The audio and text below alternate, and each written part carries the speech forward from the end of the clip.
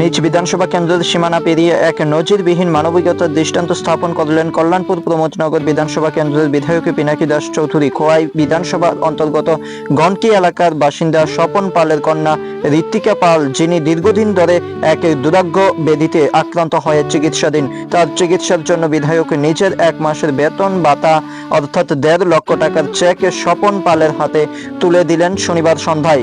জানা গেছে, ঋত্বিকের চিকিৎসা বর্তমানে কলকাতার নারায়ণী হাসপাতালে চলছে। চিকিৎসার ব্যয় মেটাতে প্রায় সর্বশান্ত হয়ে পড়েছেন তার পরিবার। পিতা স্বপন পাল, যিনি পেশায় একজন টিএসএর কর্মী, নিজের সমস্ত সঞ্চয় খরচ করেও কন্যার চিকিৎসার পুরো ব্যয় মেটাতে হিমশিম খাচ্ছেন।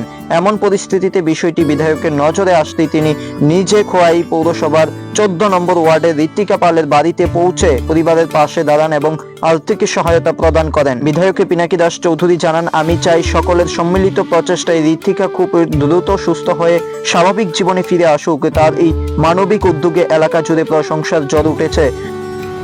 প্রথমেই আপনাদের মাধ্যমে আমি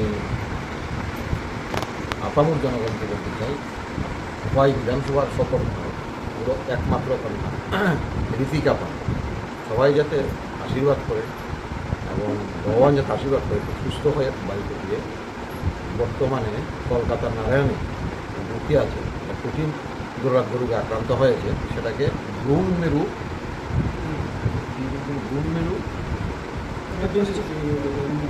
এমিনিয়া, ব্রুন মেরু অ্যাডমিনিস্ট্রেটিভ এমিনিয়া।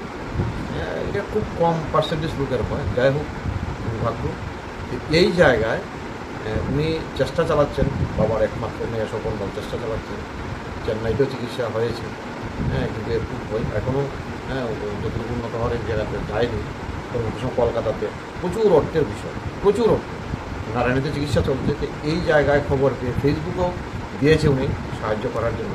আমি সবাইকে বলবো সাহায্য করার জন্য। এবং আমি নিজেও আজকে খোয়াই বিধানসভার গন্টি এলাকাতে এখানে মন্ডল প্রেসিডেন্ট এসেছে, আমাদের জেলা সাধারণ সম্পাদক, এই পৌর পরিষদের কাউন্সিলর, আরও মহিলা কার্যকর্তারা বা এলাকা সার্বিকভাবে অনেক জনগণ এখানে উপস্থিত হয়েছে। আমরা সবাই মিলে চেষ্টা করছি কিছু ওই পরিবারের পাশে থাকা এবং সহযোগিতা করা, আর সর্বোপরি উপরওয়ালা যাতে ওনার আশীর্বাদ বর্ষিত হয়, মেয়েটা যাতে খুব তাড়াতাড়ি সুস্থ হয়ে এই জায়গাতে আবার সুন্দরভাবে বাড়িতে ফিরে আবার গ্র্যাজুয়েশন অলরেডি কমপ্লিট করেছে।